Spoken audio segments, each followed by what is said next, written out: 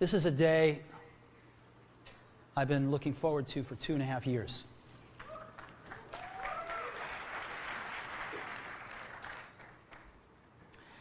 Every once in a while, a revolutionary product comes along that changes everything. And Apple has been, well, first of all, one's very fortunate if you get to work on just one of these in your career. Apple's been very fortunate. It's been able to introduce a few of these into the world. In 1984, we introduced the Macintosh. It didn't just change Apple, it changed the whole computer industry.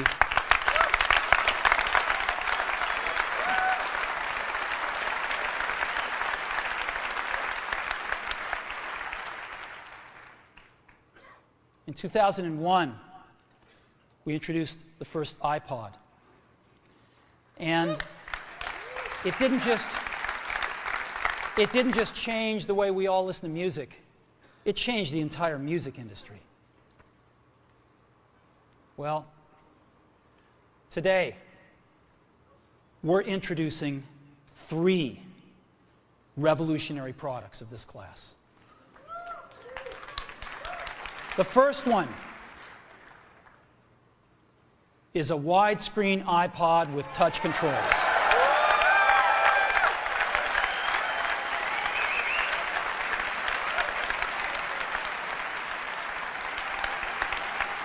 The second is a revolutionary mobile phone.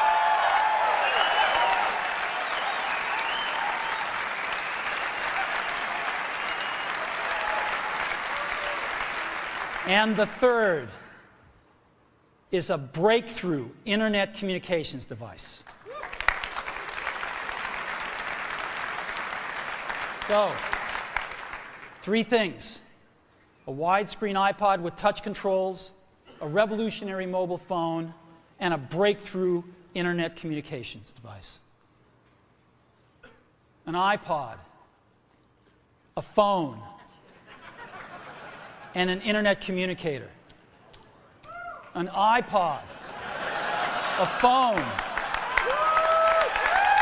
Are you getting it? These are not 3 separate devices. This is one device. And we are calling it iPhone. Today, Apple is going to reinvent the phone. And here it is.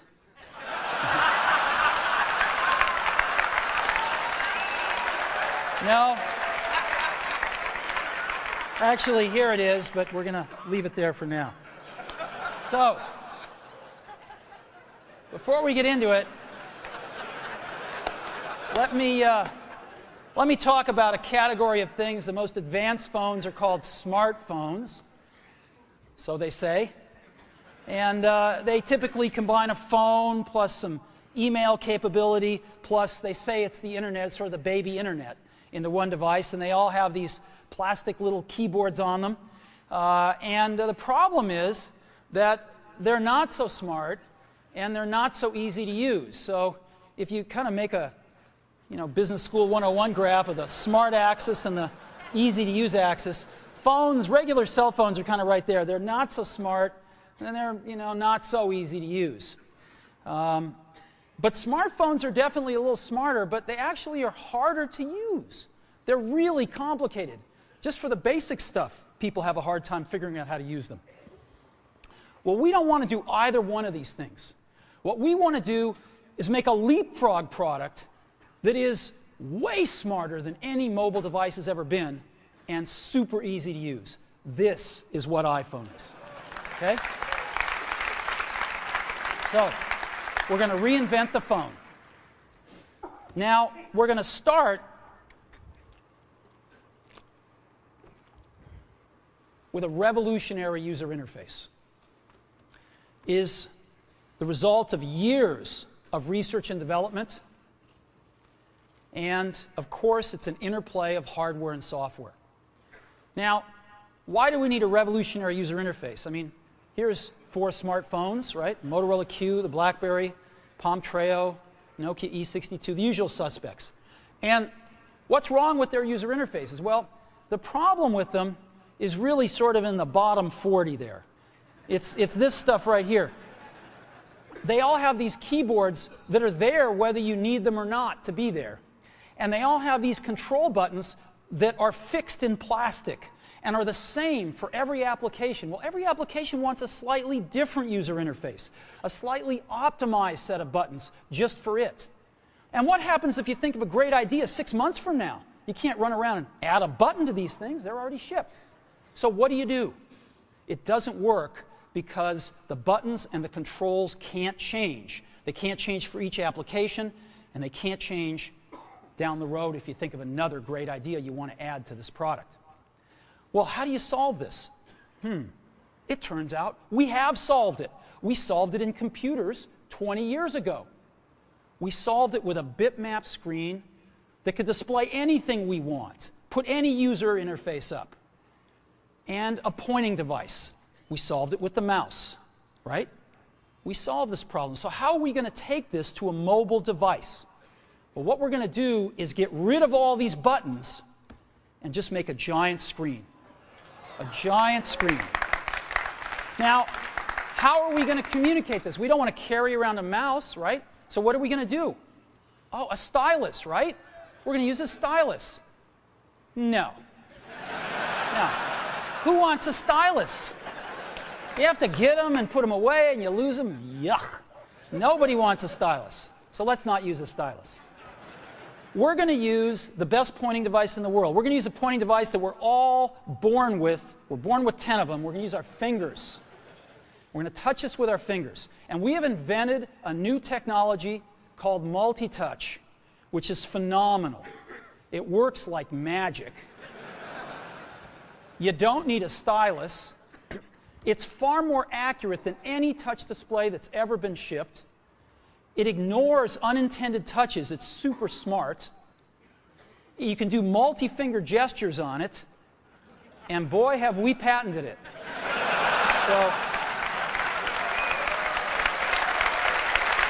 So, we've been very lucky to have brought a few revolutionary user interfaces to the market in our time. First was the mouse. The second was the click wheel. And now we're going to bring multi-touch to the market. And each of these revolutionary user interfaces has made possible a revolutionary product. The Mac, the iPod, and now the iPhone. So, a revolutionary user interface. We're going to build on top of that with software. Now, software on mobile phones is like baby software. It's not so powerful. And today, we're going to show you a software breakthrough. Software that's at least 5 years ahead of what's on any other phone. Now, how do we do this? Well, we start with a strong foundation. iPhone runs OS X. Now,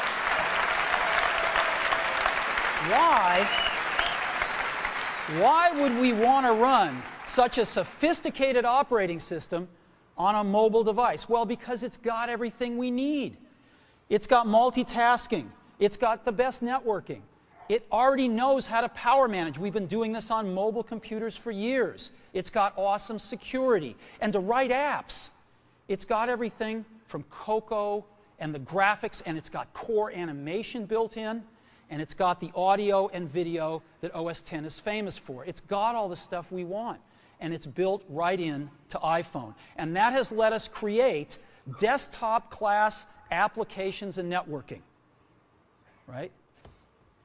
Not the crippled stuff that you find on most phones. This is real desktop-class applications. Now, you know, one of the pioneers of our industry, Alan Kay, has had a lot of great quotes throughout the years. And I ran across one of them recently that explains how we look at this, explains why we go about doing things the way we do, because we love software. And here's the quote. people who are really serious about software should make their own hardware. You know? Alan said this 30 years ago, and this is how we feel about it. And so we're bringing breakthrough software to a mobile device for the first time. It's 5 years ahead of anything on any other phone. The second thing we're doing is we're learning from the iPod, syncing with iTunes. You know, we're going to ship our 100 millionth iPod this year, and that's tens of millions of people that know how to sync these devices with their PCs or Mac and sync all of their media right onto their iPod, right? So you just drop your iPod in, and it automatically syncs. You're going to do the same thing with iPhone. It automatically syncs to your PC or Mac right through iTunes. And iTunes is going to sync all your media onto your iPhone, your music, your audiobooks, podcasts, movies, TV shows, music videos, but it also syncs a ton of data. Your contacts, your calendars, and your photos, which you can get on your iPod today, your notes, your bookmarks from your web browser, your email accounts, your whole email setup, all that stuff can be moved over to iPhone completely automatically. It's really nice. And we do it through iTunes. Again, you go to iTunes and you set it up, just like you'd set up an iPod or an Apple TV. And you set up what you want synced to your iPhone. And it's just like an iPod. Charge and sync. So sync with iTunes. Third thing I want to talk about a little is design. We've designed something wonderful for your hand. Just wonderful. And this is what it looks like. It's got a 3.5-inch screen on it. It's really big. And it's the highest resolution screen we've ever shipped. It's 160 pixels per inch. Highest we've ever shipped. It's gorgeous. And on the front, there's only one button down there. We call it the home button. It takes you home from wherever you are. And that's it. Let's take a look at the side. It's really thin. It's thinner than any smartphone out there at 11.6 millimeters. Thinner than the Q, thinner than the Blackjack, thinner than all of them. It's really nice. And we got some controls on the side. We got a little switch for ring and silent. We've got a volume up and down control. Let's look at the back. On the back, the biggest thing of note is we got a 2-megapixel camera built right in. The other side, and we're back on the front. So let's take a look at the top now. We've got a headset jack, 3.5 millimeter. All your iPod headphones fit right in. We've got a little tray for your SIM card. And we've got one switch for sleep and wake. Just push it to go to sleep, push it to wake up. Let's take a look at the bottom. We've got a speaker, we've got a microphone, and we've got our 30-pin iPod connector. So that's the bottom. Now, we've also got some stuff you can't see. We've got 3 really advanced sensors built into this phone. The first one is a proximity sensor. It senses when physical objects get close. So when you bring iPhone up to your ear to take a phone call, it turns off the display and it turns off the touch sensor instantly. Well, why do you want to do that? Well, 1, to save battery, but 2, so you don't get spurious inputs from your face into the touch screen. Just automatically turns them off, take it away, boom, it's back on. So it's got a proximity sensor built in. It's got an ambient light sensor as well. We sense the ambient lighting conditions and adjust the brightness of the display to match the ambient lighting conditions. Again, better user experience, saves power. And the third thing we've got is an accelerometer, so that we can tell when you switch from portrait to landscape.